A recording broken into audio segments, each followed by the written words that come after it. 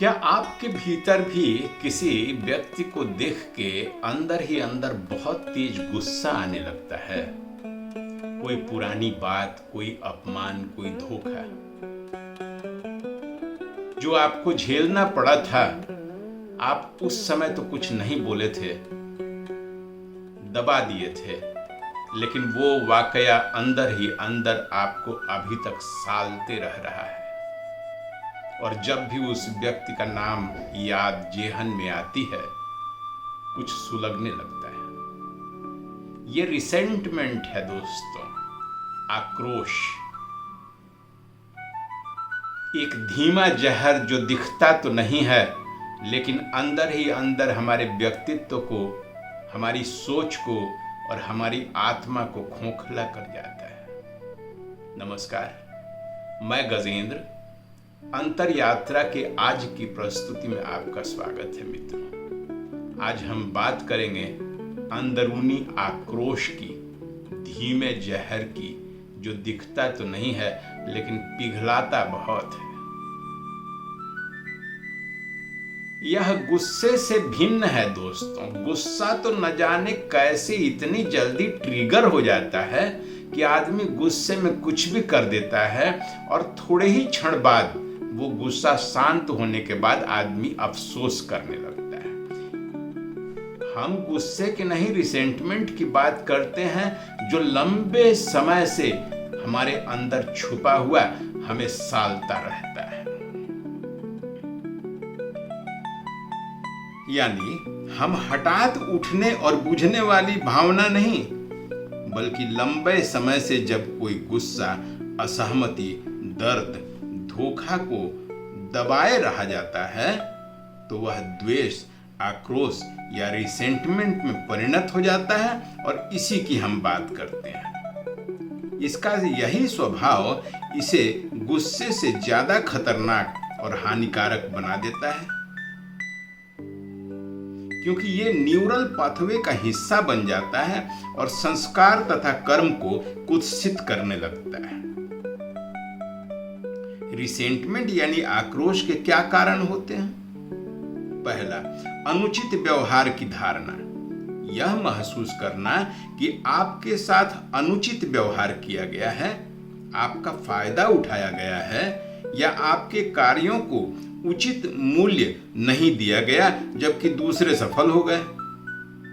दूसरा कारण, विश्वासघात। किसी ने आपके विश्वास को आघात पहुंचाया है। आप खूब विश्वास करते थे और वो उस विश्वास को तोड़ डाला, तो आपके मन को एक गहरा दर्द दे जाता है। तीसरा, अधूरी उम्मीदें। जब किसी के ऊपर आपने उम्मीद तो बहुत लगाई थी कि वो उसे पूरा करेगा, लेकिन वो उसे पूरा नहीं कर पाया, तो आप आक्रोशित हो जाते हैं। कई बार तो हम यह भी उम्मीद लगा लेते हैं कि वो बिना हमारे बताए भी हमारी अपेक्षाओं को जान लेगा और पूरा कर देगा। चौथा, अनसुना या खारिज किया जाना। जब लगातार आपको खारिज किया जाता रहे, अनसुना किया जाता रहे, तो भी आपके अंदर ही अंदर वो आक्रोश बन जाता है। और पांचवा, सत्ता का असंतुलन।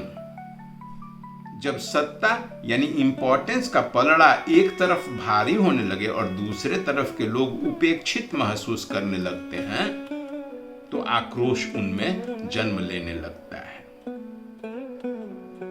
और अंतिम, प्रणालीगत यानी सिस्टमेटिक या ऐतिहासिक रूप से अनुचित या डेरोगेटरी बिहेवियर, व्यवहार आपके साथ यदि हुआ हो, तो भी आप इस सिस्टम या इस प्रणाली के विरुद्ध आक्रोशित हो जाते हैं। जैसे नस्लवाद, भेदभाव, असामाजिक असमानता इत्यादि। पूरा इतिहास गवाह है। मनोविज्ञान कहता है कि रिसेंटमेंट एक न्यूरो पैटर्न है, एक इमोशनल लूप है। हर बार जब हम पुरानी चोट को याद करते हैं, दिमाग में वही न्यूरोकेमिकल्स दोबारा सक्रिय हो जाते हैं। कोर्टिसोल और एड्रेनलिन, जिससे हम तनाव में आते हैं और फाइट या फ्लाइट मोड एक्टिवेट हो जाता है। और जब बार बार ऐसा होता है तो दिमाग इसे ही नया नॉर्मल मान बैठता है। अब हम हर छोटी बात पर रिएक्ट करने लगते हैं क्योंकि हमारे अंदर गुस्सा की पोटली तो पहले से ही तैयार बैठी रहती है। यूनिवर्सिटी ऑफ कैलिफोर्निया के एक स्टडी में यह पाया गया है कि जो लोग पुरानी चोटें और नफरत पाले रखते हैं उनकी डिसीजन मेकिंग कैपेसिटी कमजोर हो जाती है। स्टैनफोर्ड फॉरगिवनेस प्रोजेक्ट ने तो यह भी सिद्ध किया है कि रिसेंटमेंट से जुड़ी यादें बार बार रीएक्टिवेट होने पर एंजाइटी और इंसोम्निया कई गुना बढ़ जाते हैं। हार्वर्ड मेडिकल स्कूल के एक रिपोर्ट ने यह लिखा है कि क्रॉनिक रिसेंटमेंट हार्ट डिजीज और हाई ब्लड प्रेशर का महत्वपूर्ण कारण होता है। तो क्या नुकसान होते हैं रिसेंटमेंट यानी आक्रोश या विद्वेष के? निरंतर थकान और चिड़चिड़ापन, संबंधों में टूटन और दूरी आने लगती है, आत्म संवाद में भी कड़वाहट आ जाती है कि मैं ही क्यों सहता रहूं। स्वास्थ्य पर सीधा असर पड़ता है, बीपी, डिप्रेशन, अनिद्रा आदि। और यह बाहर से शांत व्यक्ति को भीतर से खोखला करने लगती है। क्या निदान है इसके? आक्रोश से बाहर कैसे निकलें? कैसे सुधारें न्यूरल पाथवे को? 5 उपाय बताता हूं मित्रों। रिसेंटमेंट को आइडेंटिफाई करना सबसे महत्वपूर्ण है। शांति में बैठकर अपने आप से पूछिए कि वो कौन सा व्यक्ति या कौन सी परिस्थिति या कौन सी घटना थी जो मुझे आज भी आक्रोशित, उद्वेलित करने लगती है। उसको ध्यान दीजिए। दूसरा उपाय, डायरी में लिखिए, मैं अमुक व्यक्ति, अमुक परिस्थिति या अमुक घटना से इस कारण से इरिटेटेड रहता हूं, हो जाता हूं या आक्रोशित हो जाता हूं। डायरी के पन्नों पर अपने मनोभावों को लिख देने मात्र से ही उन्हें एक फिक्स्ड डायमेंशन मिल जाता है। वो इधर उधर नहीं भटकते और इससे मन का आधा बोझ हल्का हो जाता है। तीसरा उपाय, रिफ्रेमिंग टेक्निक। कभी कभी जिसने भी आपको चोट पहुंचाई है वो भी अधूरे अनुभव और जानकारी के कारण किया था। उसकी सीमित समझ को यदि आप स्पष्ट रूप से समझ जाइएगा तो मन का बोझ और भी हल्का हो जाएगा।